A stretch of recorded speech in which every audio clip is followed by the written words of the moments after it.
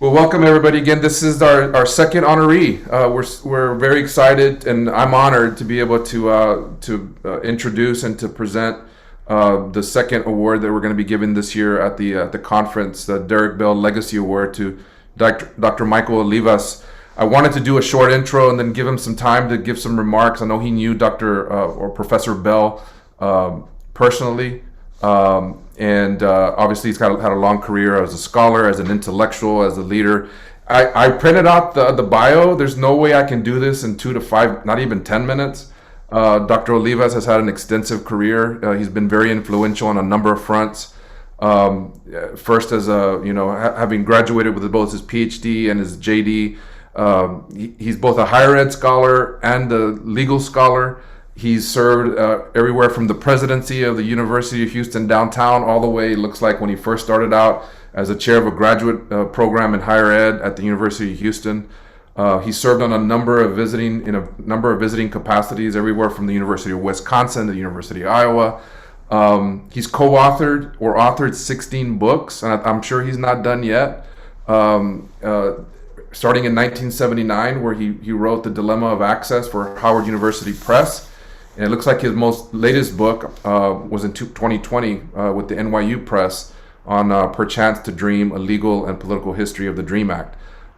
He's written books that have been very influential to my own development, starting with Colored Men and Hombres Aquí was published in Arte Público Press in 2005, and the book on Alfonso Esperales, who's a giant in the field of legal activism, legal leadership. Dr. Olivas has been a man of service.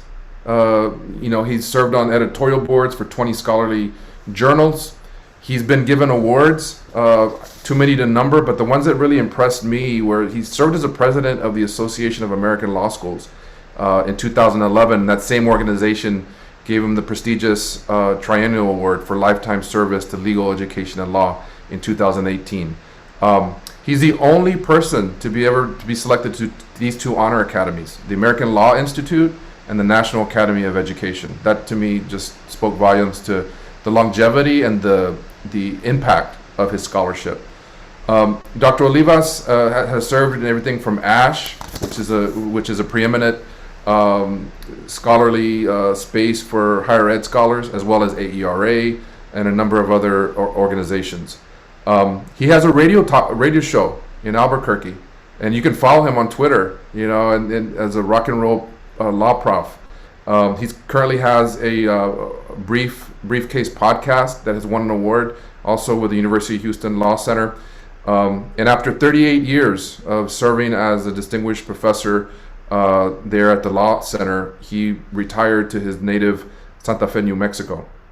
And it was beautiful to see. I know his partner, the scholar and the intellectual, Dr. Agustina Reyes. It was beautiful to see that the Law Center actually named the Olivas Reyes Reading Room at the Law Center in their honor. And I know that means a lot to him. I did, before we got on, we were chatting, and I just wanted to say just one last thing. The Law Journal article that he wrote and published actually in 1989 or 1990, for the St. Louis University Law Journal, titled The Chronicles, My Grandfather's Stories and Immigration Law, The Slave Traders Chronicle as Racial History. There's so much of this that really resonated with me. I was a second year doctoral student at UT Austin, and we had read Space Traders, and right after that I found this article, and it really helped me to think about ways of using critical race theory and counter storytelling. And ways of looking at educational history, political history, racial history, the way he does in this article, to apply to he applies it to the Trail of Tears, the Operation Wetback, and the Bracero program for Mexicans, and the Chinese Exclusion Act, and really makes the argument that although Bell wrote Space Traders in a way that might be looked at as fiction, it really isn't. And he provided those 3 examples and applied it by bringing in the law and by bringing in political history in a way that was very accessible. He's a beautiful writer. It's very powerful written. I love the way he brings in his grandfather's stories. and it's always been very influential to me. So I'm very honored to be able to present this award, the Derrick Bell Legacy Award for the Critical Race Studies in the Education Association this year, to Dr. Michael Olivas. And so I'll turn some time over for some remarks.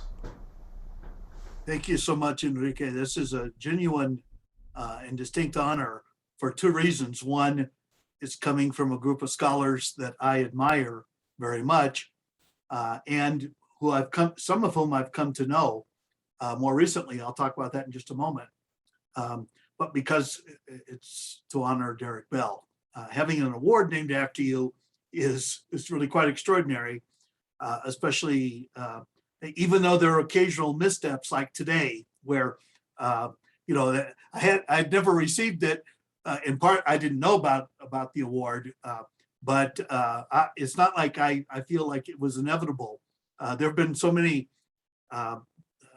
missteps and so many missed opportunities in my life. In fact, one of my forthcoming books is called My Mistakes, where I look very deeply into judgments I have made over the years, not personal ones. That would be an even longer book. That would have to be a treatise, not necessarily a scholarly book, but about judgments I made. For example, with DACA, I thought when DACA first came about that it was more promise than it was deliverance, because it required for the students who are undocumented and therefore at risk, many of whom lived with their undocumented parents who were not going to get their status changed whatsoever.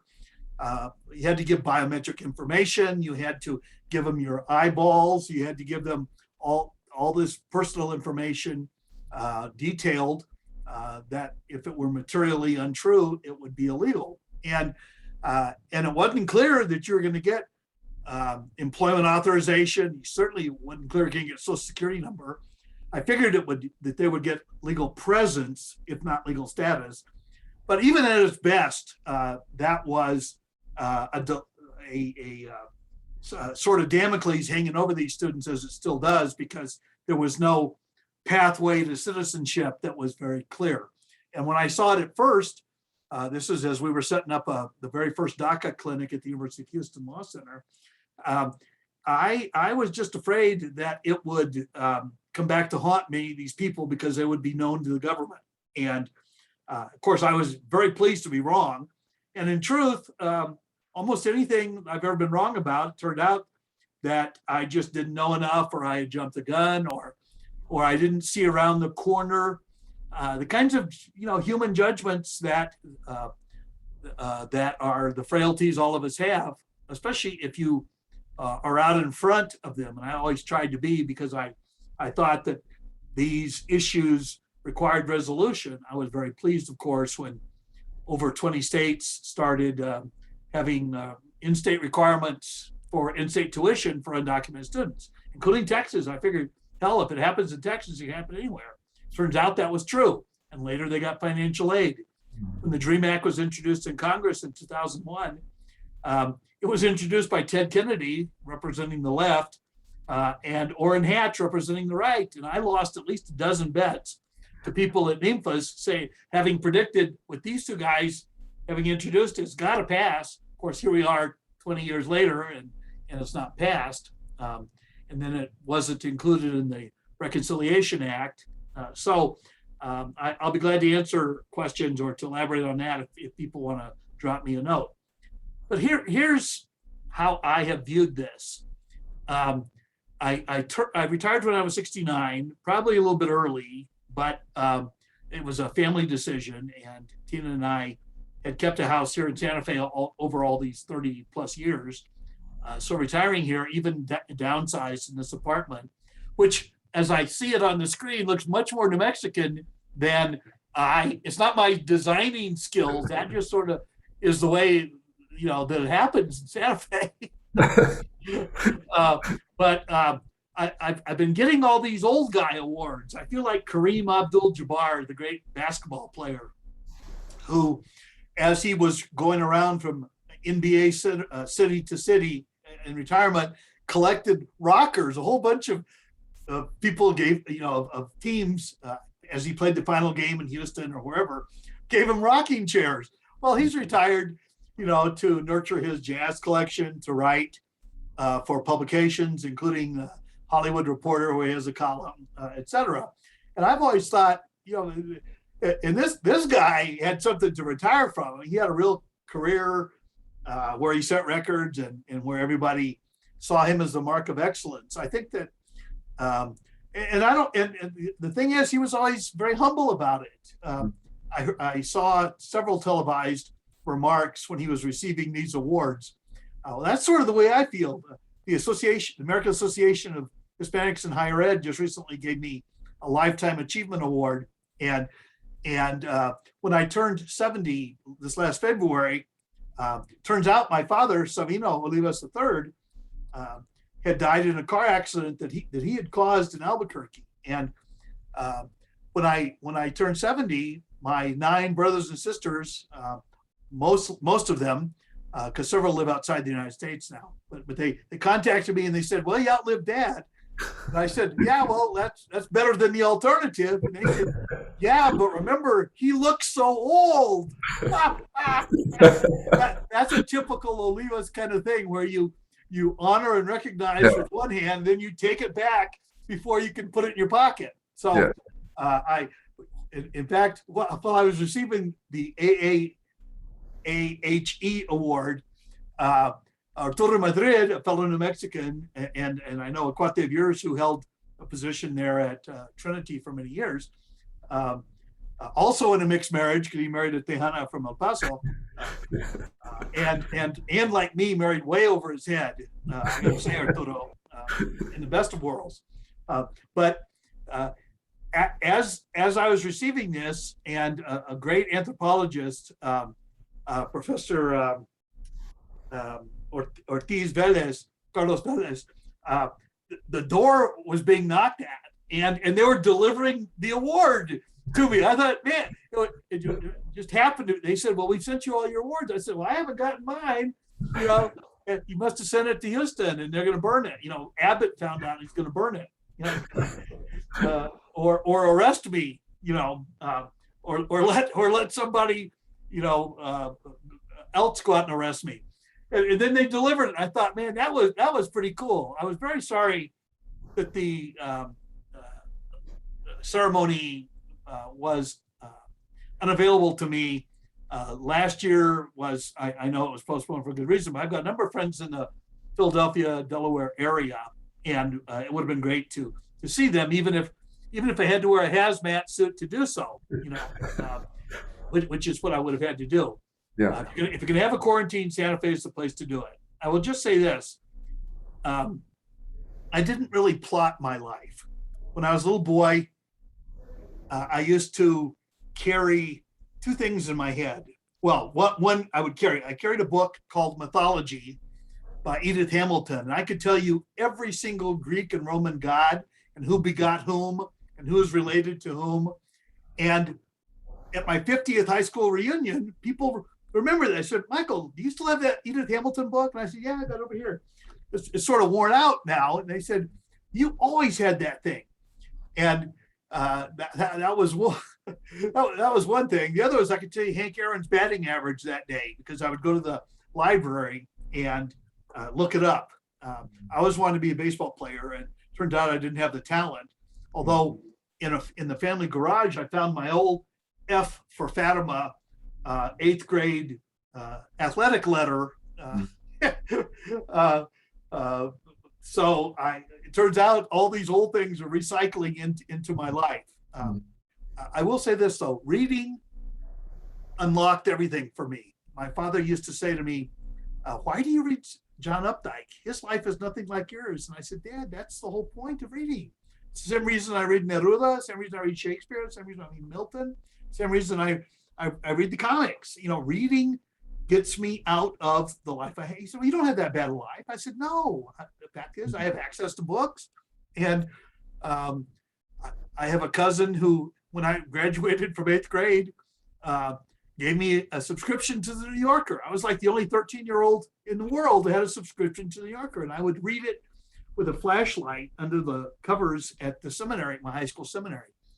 I studied to be a Catholic priest for 8 years. It turned out I was much better at comforting the afflicted than ever was, or much better at afflicting the comfortable than ever was at comforting the afflicted. And it was the right decision for me.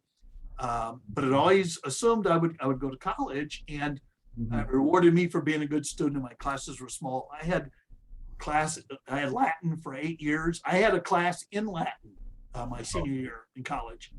All of these made me a better scholar, and I just had to find the right field. And even there, I tried English first. My first book was on John Updike. It was my second book that you mentioned earlier, but it's of no moment. I still get 17 cents a year royalties from that book, So they have. I got this really embarrassing note saying, "Well, we only send out checks if it's more than $25, and or 5 years." I'm still racking up those sales. So it's available in fine bookstores everywhere.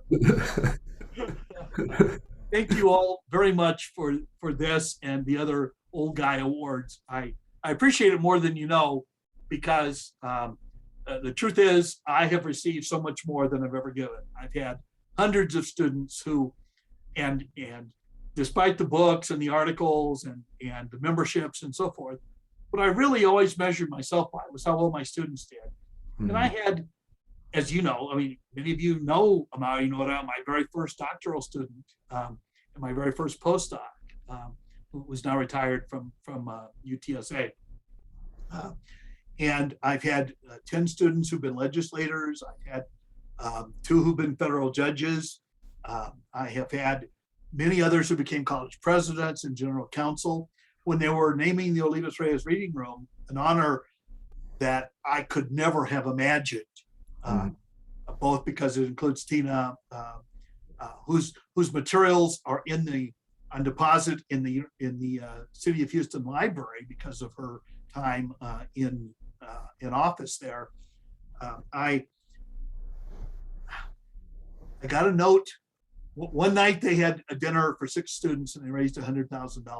My students have done very, very well. Yeah. And we've helped with fundraising by attending meetings and the like.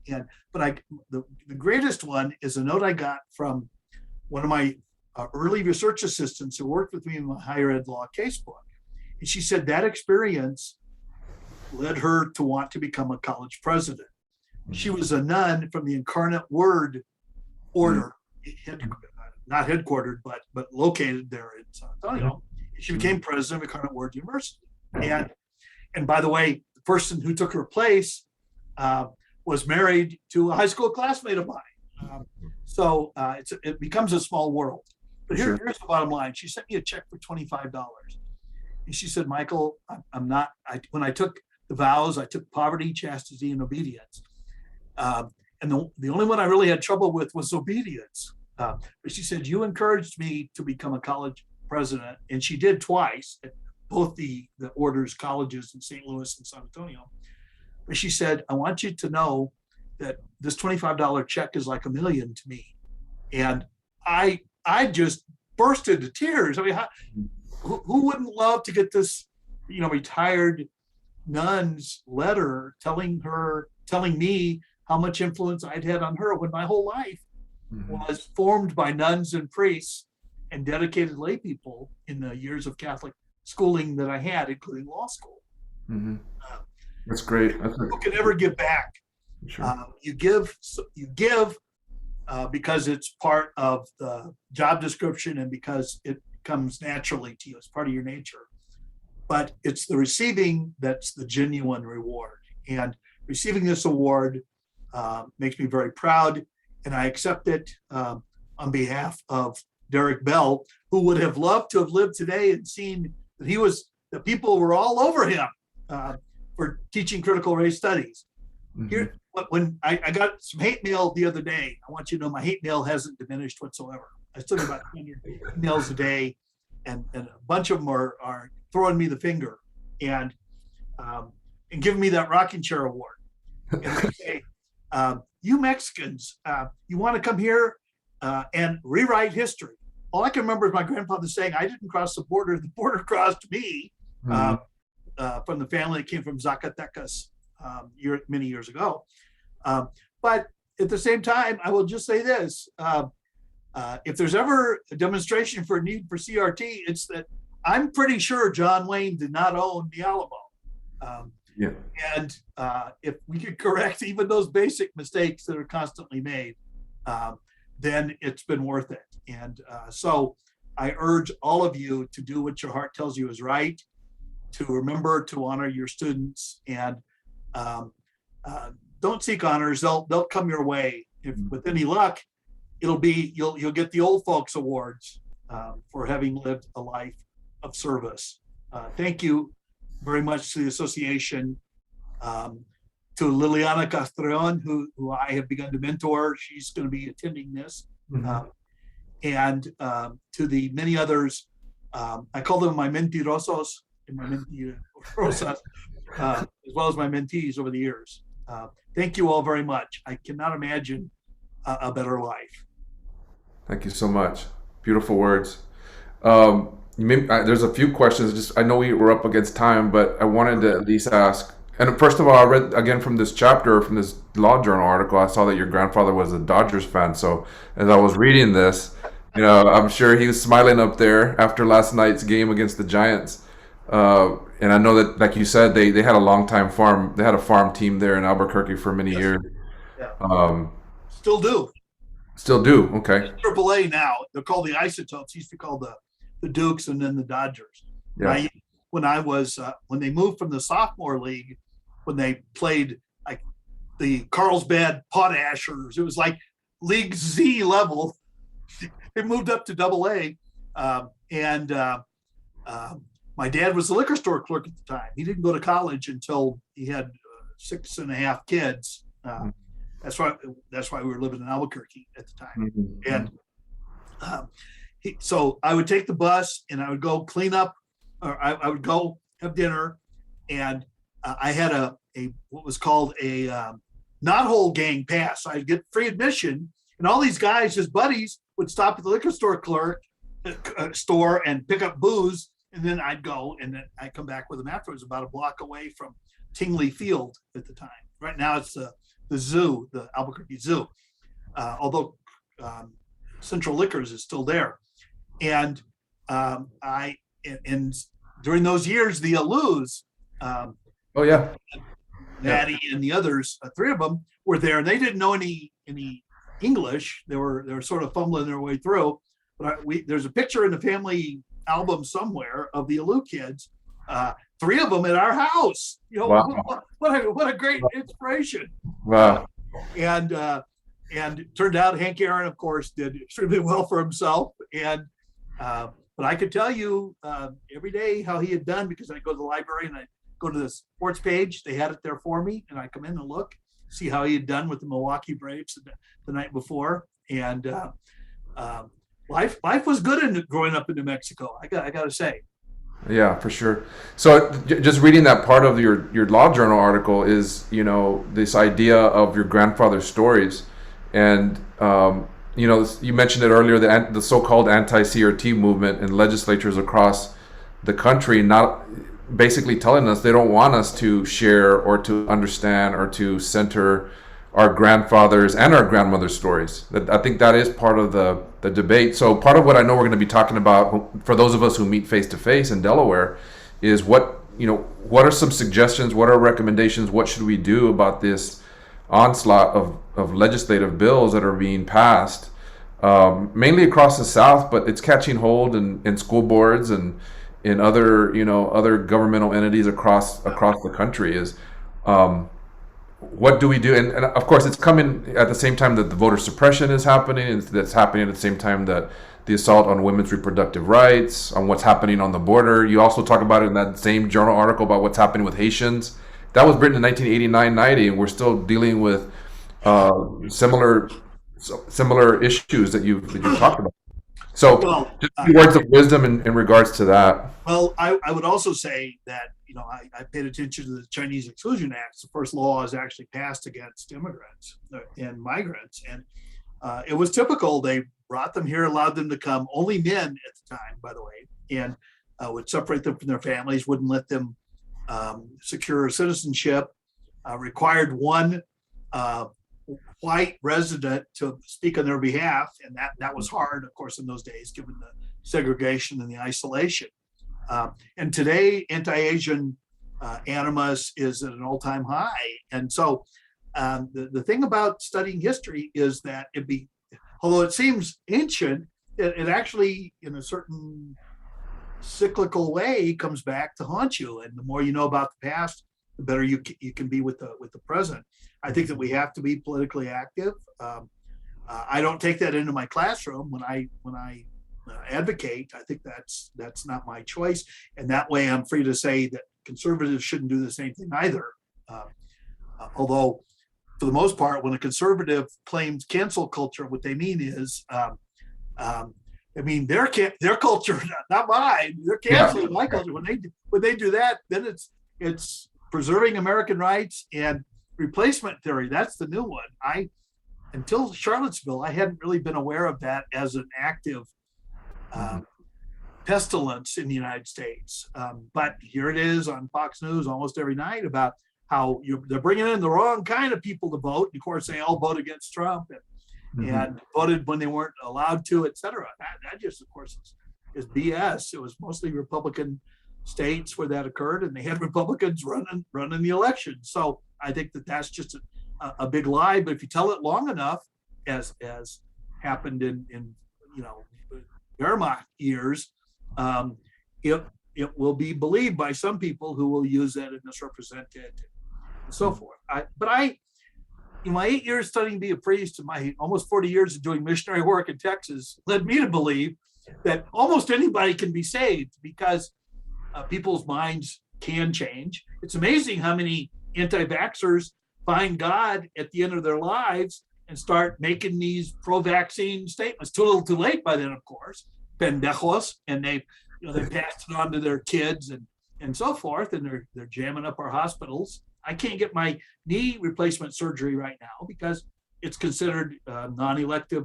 It's considered elective surgery, non-essential surgery, because all the hospitals are tied up with vaccine folks. Many of them brought in from other states, by the way, to fill hospital beds in New Mexico. So these things happen, but I believe that they're cyclic. 6 years ago, the political postures were different, and I think that they need to get moving on things, including this infrastructure bill and so forth. I think we need to take advantage when we can. But I also believe that our job is not necessarily to change people's minds by standing in front of groups and haranguing them into action. Like Professor Eastman, the day of the insurrection, urging people to go take by storm, take their government back. I think that the harder part, but it's always there for people to find, just by writing about it. I've never run out of ideas. The day I do is the day I'm really going to retire. My next book is called My Mistakes. I still have a fourth edition of my higher law case book, and I have a novel I've been working on. Of course, a lot of people have told me, yeah, Michael, your whole life been writing fiction, so you ought to be better at it. Well, creating that world is hard to do, but there's just so much material out there, and I always felt that I never wrote with an audience in mind. I sort of had my research assistants because they worked with me on many of these. And my father was my best critic. He was also, in typical Olivas fashion, my worst critic. I remember one time when he attended a lecture I'd given. It was a big lecture, a distinguished lecture. He happened to be in town, and he said, Mijo, that was great, but you used the word finally twice. That is Sabino Olivas the third, right there, quintessential. Where I once brought home a report card back in the days when 93 was an A. So I brought it home. My lowest grade was a 96, but it was in theology. He says, this is a pretty good report card. Mind you, it was all A's. My lowest grade was a 96 in the seminary, which was a very structured environment. He said, but you can be a priest. Your lowest grade shouldn't be in theology. Uh, I later told him this in a fit of response and frustration built up over the years. He said, Mijo, he said, the reason I was like that with you, because I didn't know how else to encourage you. I said, Dad, you can't believe that was encouraging. He said, well, I was paying attention. I was singling you out and telling you you could do better.